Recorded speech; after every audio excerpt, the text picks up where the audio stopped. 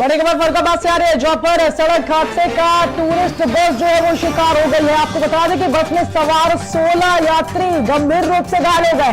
Truck को बचाने में सड़क किनारे खाई में टूरिस्ट बस पलट गई है। इसके साथ ही घटना की सूचना पर पुलिस मौके पर पहुंची है। घायलों को बस से फिलहाल बाहर निकाला गया है। सभी घायलों को सीएचसी में भेजा गया है। वही टूरिस्ट बस हरिद्वार से चलकर कन्नौज की ओर जा रही थी। बता दें कि थाना अमृतपुर क्षेत्र के बदायूं मार्ग पर गांव गुजरपुर का यह पूरा मामला जो है वो बताया जा रहा है। तो बड़ी और खबर फरुखाबाद से हम आपको बता रहे हैं, जहां पर सड़क हादसे का टूरिस्ट बस जो है वो शिकार हो गई है। बस में सवार 16 यात्री गंभीर रूप से घायल बताए जा रहे हैं। इसके साथ ही ट्रक को बचाने में सड़क किनारे खाई में टूरिस्ट बस पलट गई थी। घटना की सूचना पर पुलिस मौके पर पहुंची है। वहीं घायलों को बस से बाहर निकाल लिया गया है। आपको बता दें कि सभी घायलों को सीएचसी अस्पताल में भेजा गया है, जहां पर टूरिस्ट बस हरिद्वार से चलकर कन्नौज की तरफ जा रही थी। वहीं थाना अमृतपुर क्षेत्र में बदायूं मार्ग का पूरा मामला बताया जा रहा है।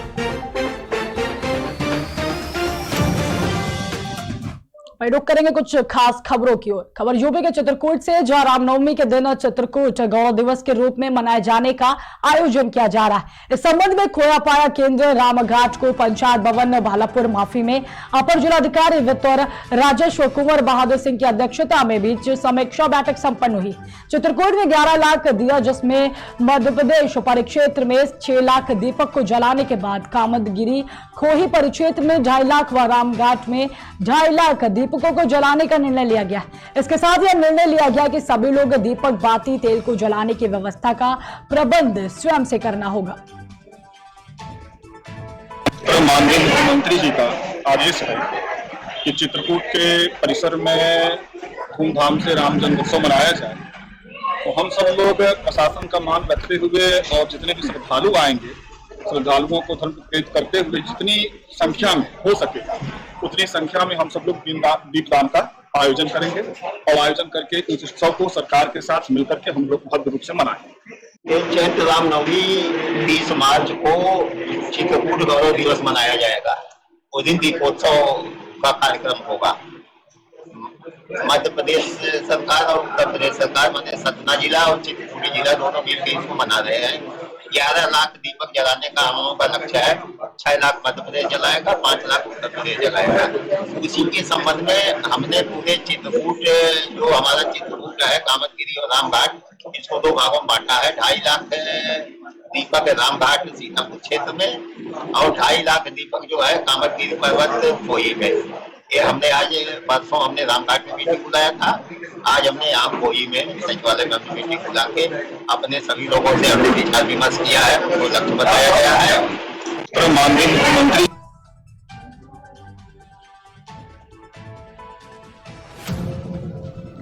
खबर यूपी के जनपद कन्नौज से, जो विद्युत कर्मचारी संयुक्त संघर्ष समिति उत्तर प्रदेश के बैनर तले 15 सूत्रीय मांगों को लेकर धरने पर बैठ गए। आपको बता दें कि अधिशासी अभियंता विद्युत वितरण खंड कन्नौज में अधिशासी अभियंता शादाब खान की अगुवाई में सैकड़ों की तादाद में विद्युत कर्मी 72 घंटे के सांकेतिक धरने पर बैठकर जोरदार नारों के साथ अपनी मांगों को बुलंद करते दिखाई दे रहे हैं।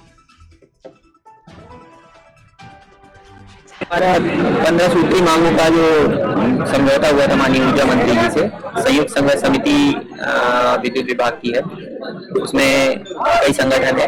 तो जिनमें प्रमुख मांगे थी कि निजीकरण बंद किया जाए और विभिन्न कार्डों में जो हमारी वेतन की संगतियां हैं उनको दूर किया जाए, इस तरीके की मांगे हैं।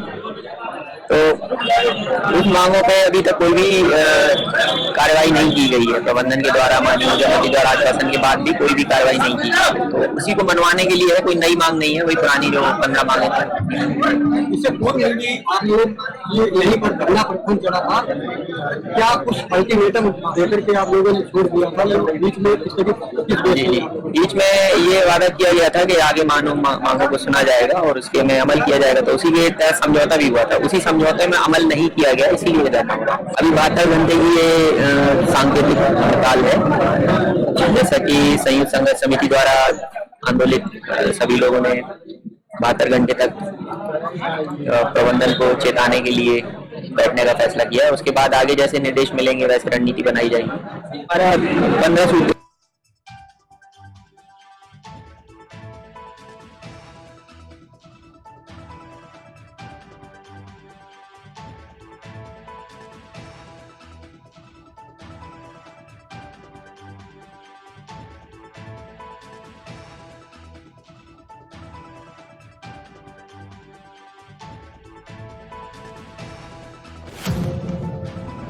खबर यूपी के संभल से, जो बदायूं संभल बॉर्डर पर चंदौसी क्षेत्र अंतर्गत स्थित कोल्ड स्टोरेज का चैम्बर गिरने पर रेस्क्यू कर 21 लोगों को निकाला गया, जिसमें 10 लोगों की मृत्यु से कोहराम मच गया। वहीं पीड़ित की तहरीर के आधार पर मुकदमा दर्ज कर 4 लोगों को हिरासत में लिया गया। आपको बता दें कि मुख्य आरोपियों की गिरफ्तारी के लिए पुलिस ने टीम गठित कर ली। विगत दिनों बदायूं संभल बॉर्डर ओरछी इस्लाम नगर मार्ग पर स्थित AR कोल्ड स्टोरेज का चैम्बर भरभरा कर गिरने से दर्जनों लोग दब गए थे। 21 लोगों को निकाला गया है, उसमें से 11 जो है जीवित निकले हैं, उनका इलाज चल रहा है। 10 लोग जो है उनकी दुर्भाग्यपूर्वक मृत्यु हुई है और अभी भी यहाँ पर हम लोगों का रेस्क्यू ऑपरेशन चल रहा है। लगभग अंतिम चरण में ये ऑपरेशन है और हमें पूरी उम्मीद है कि जल्दी से जल्दी इसको हम लोग पूरा कर लेंगे। देखिए, अभी इस पूरी प्रक्रिया की हम लोगों की प्राथमिकता, क्योंकि रेस्क्यू ऑपरेशन है, जो भी घटना घटी है उसमें जो भी कमियां किसी भी स्तर पे हैं उनके लिए एक जांच समिति गठित कर दी गई है। जो ओनर है उनके खिलाफ मुकदमा पंजीकृत करवाया गया है और एक मजिस्ट्रियल जांच भी गठित की गई है, जो कि इस पूरी घटना की विस्तृत जांच करेगी और अपनी रिपोर्ट। देखिए, ये घटना बड़ी दुखद और दर्दनाक है, असहनीय है। जितना कड़ी कार्रवाई होगी इसमें की जाएगी। अभी 10 मृतकों की संख्या की सूचना है। प्रशासन पूरी तरीके से रात में अभी भी लगा है। एनडीआरएफ की टीमें लगी हुई हैं। अभी कुछ संभावना बनती है रात में भी एक आध जीवित निकलने का काम हुआ है। इसमें 2 कार्रवाई की जाएंगी। एक तो कोल्ड स्टोर के मालिकान के खिलाफ कड़ी कार्रवाई की जाएगी। उन्होंने बिना नियमों का पालन किए हुए जो कक्ष का निर्माण कराया वो अवैध है। और अभी कमिश्नर मुरादाबाद को कहा है कि वो जिला उद्यान अधिकारी की निलंबन की कार्रवाई करें। दूसरा, जो मृतक हैं उनके परिवारों को माननीय मुख्यमंत्री जी ने 2 लाख रुपया आर्थिक सहयोग करने की घोषणा कर दी है, दिया जाएगा। इसके बाद अभी कमिश्नर से बात हुई है। हमारे साथ क्षेत्रीय विधायक माननीय मंत्री गुलाब देवी भी हैं। ये इनकी विधानसभा है, दुखी हैं और इसके दुख का विभिन्न हमारे स्तर पर कार्यकर्ता भी हैं। जो व्यक्ति मजदूर हैं वो कार्यकर्ता ही थे, उनके गरीब परिवार के लोग थे। बड़ी विडंबना है, बड़ा दुख है। तो कार्रवाई की जा रही है। अभी एनडीआरएफ की टीम में काम कर रही है। अभी भी संभावना व्यक्त की जा रही है कि कुछ जीवित निकल सकते हैं मजदूर, तो ये कार्रवाई हो रही है। और जो जो दोषी पाए जाएंगे उनके खिलाफ कड़ी कार्रवाई की जाएगी। मृतक परिवारों के प्रति बहुत बड़ी हम लोगों को संवेदना है और उनके परिवारों को ठीक रखने का योगी सरकार पूरा प्रयास। 21 लोग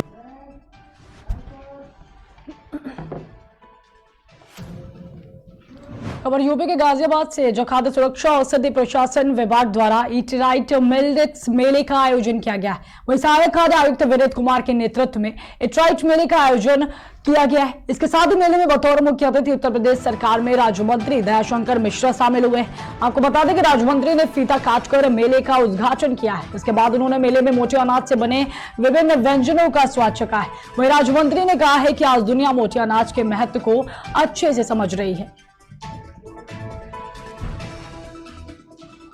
कभी जिनको हम आज मिलेट कहते हैं, कभी किसी दौर में हमारा यही आहार होता था। जब वर्षा आधारित खेती हुआ करती थी, जब सिंचाई के साधनों का अभाव हुआ करता था, नहरों का, ट्यूबवेल का, पंप सेट का, जब बरसात के आश्रय खेती थी, तो यही सारे अनाज लोग अपने खेतों में पैदा करते थे। रागी, ज्वार, बाजरा, कोदो, सावा। आपको याद होगा कि भगवान कृष्ण से मिलने जब उनके मित्र सुदामा जा रहे थे तो उनके पास, भगवान के पास ले जाने के लिए कुछ नहीं था। तो सामा एक पोटली में बांध के, चूंकि अनाज के नाम पे उनके घर में कुछ नहीं था, तो आपको ये घटना से सब लोग परिचित होंगे। वही सामा समाज में धीरे धीरे एकदम विलुप्त हो गया था। ये सारे अनाज लोग भूलने लगे थे। तो हम बधाई देना चाहते हैं इस देश के यशस्वी प्रधानमंत्री माननीय नरेंद्र मोदी जी को, उत्तर प्रदेश के यशस्वी मुख्यमंत्री माननीय योगी आदित्यनाथ जी को। तो उन्होंने फिर से और उन्हीं के सतत प्रयासों का ये परिणाम है कि संसार ने इस वर्ष को ही मिलेट्स ईयर 2023 को घोषित किया है, जो कभी बहुत कम संख्या में, जैसे शुगर है, हाई बीपी है, बहुत सारे ऐसे रोग हैं जो अचानक बाढ़ आ गई, कैंसर है। फिर समाज ये सोचने पर विवश हुआ कि कहीं उसके पीछे हमारा खान पान तो उसका आधार नहीं है। तो सच में ये सारी चीज़ें साबित हुई हैं। इसलिए दुनिया ने फिर से, भारत ने कम से कम अपने इस पुराने अनाज को बढ़ावा देने के लिए इनकी खेती को, इनके उपयोग को, अभी आपने देखा होगा कि माननीय नरेंद्र मोदी जी ने पूरे लोकसभा में अपने सारे माननीय सदस्यों को और पूरे प्रधानमंत्रिमंडल के सहयोगियों को उन्होंने इसके बने आहार खिलाए। तो अब धीरे धीरे ये सबको पसंद आ। खबर यूपी के कन्नौज से, जहां जिला कांग्रेस कमेटी के जिलाध्यक्ष दिनेश पालीवाल ने कलेक्ट्रेट परिसर में जिलाधिकारी को राज्यपाल को संबोधित करते हुए ज्ञापन सौंपा है। आपको बता दें कि SC/ST एक्ट को सरकार खत्म करने का काम कर रही है। इसी के चलते कांग्रेस कमेटी के जिलाध्यक्ष ने प्रेस वार्ता कर जानकारी देते हुए बताया है कि इसके साथ ही भाजपा सरकार गरीब, मजलूम, SC/ST जनजाति के लोगों को छलने का काम कर रही है। जिलाध्यक्ष ने बताया कि कांग्रेस पार्टी पुरजोर विरोध करती है और गरीब ST/SC जनजाति के लोगों के साथ हमारी पार्टी कंधे से कंधा मिलाकर खड़ी है। कि हिंदुस्तान की सरकार, भारतीय जनता पार्टी की सरकार अनुसूचित जाति जनजाति के, जो कांग्रेस ने अपने शासन में एक नियम लागू किया था, कानून बनाया था इनकी रक्षा के लिए कि इनकी जमीन को कोई भी व्यक्ति 3.125 एकड़ से अधिक पर अगर खरीदारी करता है तो जिला अधिकारी से अनुमति लेने के बाद ही उसकी जमीन को खरीद सकता है। लेकिन मौजूदा सरकार इस कानून में रद्दोबदल करके फ्री होल्ड कर रही है कि मन चाहे सो उसकी जमीन को खरीद सकता है। तो आज जो हमारे अनुसूचित जनजाति के लोग हैं वो बहुत ही गरीब और इस तरीके के तबके के हैं, उनको जरा धमकाके के भी बड़े लोग जो इनकी हमारे दो अडानी अवानी को जमीन सौंपने के लिए ये षड्यंत्र किया जा रहा है। इसके खिलाफ कांग्रेस पार्टी के राष्ट्रीय अध्यक्ष श्री खड़गे साहब, हमारी नेता प्रियंका गांधी जी, प्रदेश के जुझारू जिला प्रदेश अध्यक्ष श्री गिरिलाल खाबरी जी, प्रांतीय अध्यक्ष अनिल यादव जी के निर्देश पर जिला कांग्रेस कमेटी कन्नौज ने आज प्रातः जिलाधिकारी महोदय के माध्यम से महामहिम को ज्ञापन भी दिया है और उसका घोर विरोध करती है। और इस कार्यक्रम को हम गली गांव सड़कों से गांव तक ले जाएंगे।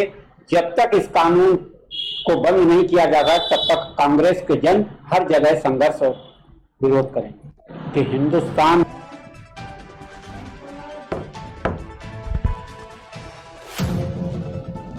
वही खबर फर्रुखाबाद से, जो उत्तर प्रदेश में निजीकरण और विरोध में विद्युत कर्मी 72 घंटे की हड़ताल पर बैठ गए। आपको बता दें कि अपनी विभिन्न मांगों को लेकर आंदोलन कर रहे हैं, जैसे यूपी की बिजली व्यवस्था चरमराने लगी। जनपद फर्रुखाबाद की बात करें तो बिजली व्यवस्था कायम रखने के लिए अधिकारियों ने विद्युत केंद्रों पर ITI के 80 छात्रों को लगाया है। बताते चले कि आमतौर पर ITI हाई स्कूल के बाद होता है। अधिकांश छात्र नाबालिग हैं। इनको हाई टेंशन लाइन और 33,000 kV लाइन की ट्रांसफार्मरों के संबंध में कोई प्रशिक्षण भी नहीं दिया गया। वहीं ITI में K-लेवल LT लाइन और ट्रांसफार्मर की ही जानकारी दी जाती है। ऐसे में युवा उत्साही छात्रों का जीवन ही दांव पर लगाकर दिख रहा है। क्या सीखने को मिल रहा है? आज पहली बार तुम इतनी बड़ी हैवी लाइंस को क्रॉस कर रहे हो, यहाँ क्या सीखने को मिल रहा है? यहाँ बहुत कुछ सीखने को मिल रहा है स्कूल में जो बताया गया। प्रोटेक्शन के तौर पे आपके पास क्या क्या चीजें दी गई हैं? कुछ सुविधा दी गई है यहाँ पे कि इतनी हैवी लाइंस गुजर रही हैं, आप लोग क्या कैसे करेंगे इसको? है कुछ प्रोटेक्शन आपके पास? मतलब बिजली विभाग की तरफ से कुछ उपलब्ध कराया गया आपको?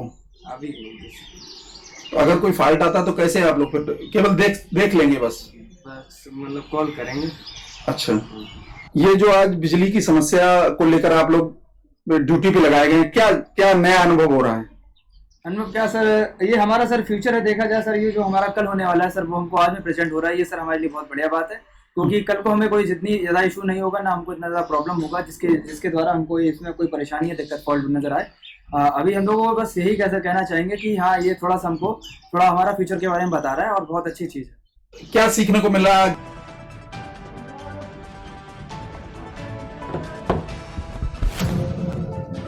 वही खबर प्रतापगढ़ से, जहां सांसद द्वारा दीप प्रज्वलित कर पड़ोस युवा संसद का शुभारंभ किया गया है। सांसद संगम लाल गुप्ता ने युवाओं का आह्वान करते हुए कहा है कि देश को सजाने व संवारने का दायित्व युवाओं पर निर्भर है। वही नौजवान आने वाले कल के भविष्य हैं। हर नौजवान के अंदर प्रतिभा होती है, जिसे कला व शिक्षा हुनर के माध्यम से निखारने तथा आगे बढ़ने के लिए केंद्र व प्रदेश सरकार संसाधन मुहैया करा रही है। वही माननीय प्रधानमंत्री जी की सोच है कि युवाओं की प्रतिभा को निखार कर विकास की मुख्य धारा से जोड़ना है। सांसद या प्रतापगढ़ में राजकीय औद्योगिक प्रशिक्षण संस्थान के परिसर में नेहरू युवा केंद्र द्वारा आजादी के अमृत महोत्सव के अंतर्गत जिला स्तरीय पड़ोस युवा संसद कार्यक्रम का दीप प्रज्वलन कर शुभारंभ किया गया है।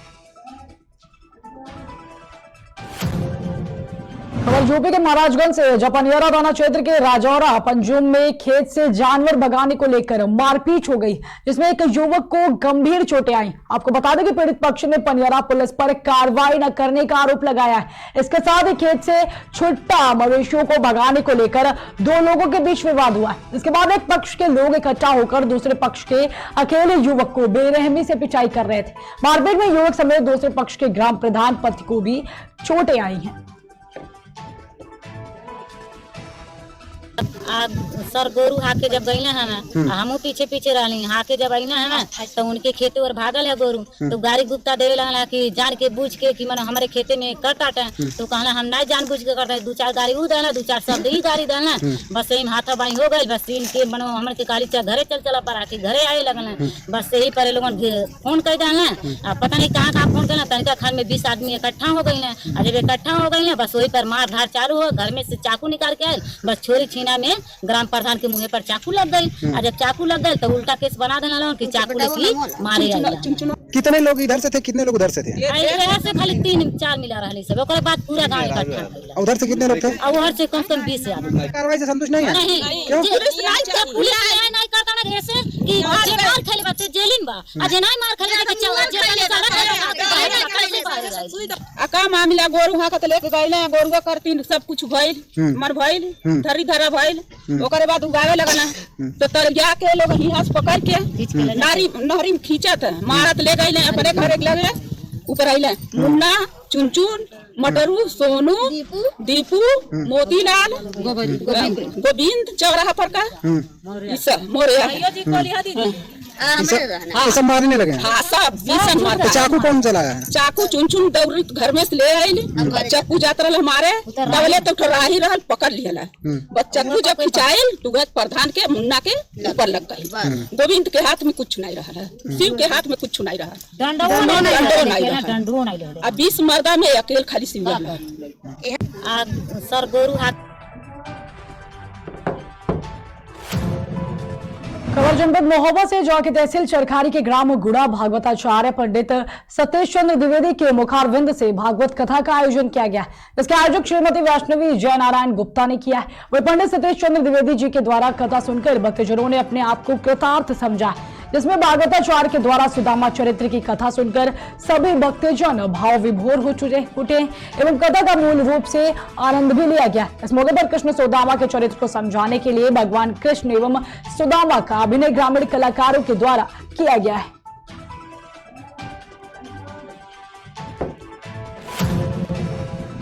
यूपी के जालौन से, जहां शासन की आंखों में धूल झोंक कर माफियाओं की मिलीभगत से जिले की सीमा पार जा रहे 18 ओवरलोड ट्रक पकड़े गए। आपको बता दें कि मामला जनपद जालौन के आटा थाना क्षेत्र के आटा इटौरा मार्ग का है, जहां एसडीएम कालपी अभिषेक कुमार और क्षेत्राधिकारी कालपी देवेंद्र पचौरी के नेतृत्व में चलाए गए चेकिंग अभियान में 18 ओवरलोड और मॉरंग से भरे ट्रकों को पकड़ा गया है, जिसे पुलिस अभिरक्षा में सीज कराया गया। इसके साथ ही एसडीएम ने बताया है कि 18 गाड़ियों में से कुछ मॉरंग से भरे ओवरलोड ट्रक थे, तो कुछ ट्रकों के एवं 11 के प्रपत्र ही नहीं थे, जिसके चलते आटा थाना पुलिस की अभिरक्षा में मंडी परिसर में सभी ट्रकों को खड़ा कराया गया है। बीती रात को मेरे और क्षेत्राधिकारी के नेतृत्व में सघन जांच अभियान चलाया गया, जिसमें अकबरपुर इटौरा से आटा का जो संपर्क मार्ग है उस पे जांच की गई। उसमें कई गाड़ियां हमें ऐसी पाई गई जो कि या तो ओवरलोडेड थे या उनके पास MM 11 प्रपत्र नहीं थे। 3 गाड़ियों को आटा थाना के जो अभिरक्षक प्रभारी हैं उनको सुपुर्द कर दिया गया है। वो इन सारे गाड़ियों को गल्ला मंडी में अपनी अभिरक्षा में खड़ा कराया है। कितनी गाड़ियां थी जो ओवरलोड थी? अभी उसकी जांच ये खनन इंस्पेक्टर और ARTO के द्वारा की जा रही है। उनके द्वारा अभी तक 18 गाड़ियों को कंफर्म किया गया है कि ये गाड़ियां या तो ओवरलोडेड हैं या इन पे MM11 नहीं है। तो टोटल अभी 18 गाड़ियों की पुष्टि हो चुकी है और भी जांच की जा रही है। आज सुबह सुबह जिला प्रशासन का कानूनी हंटर चल पड़ा है खनन माफियाओं के खिलाफ। अवैध खनन परिवहन और अवैध खनन पर और ओवरलोडिंग पर आज सुबह से ही जो है जिला प्रशासन सख्त नजर आ रहा है।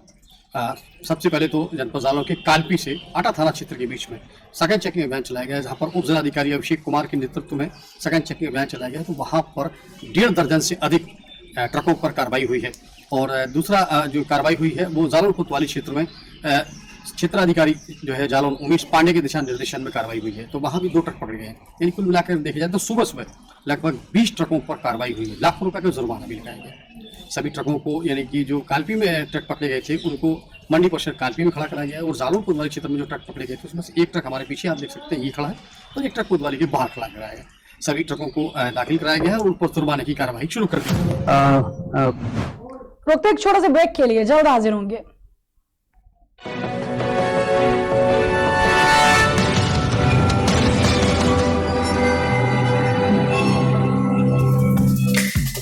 Feel the power of angel.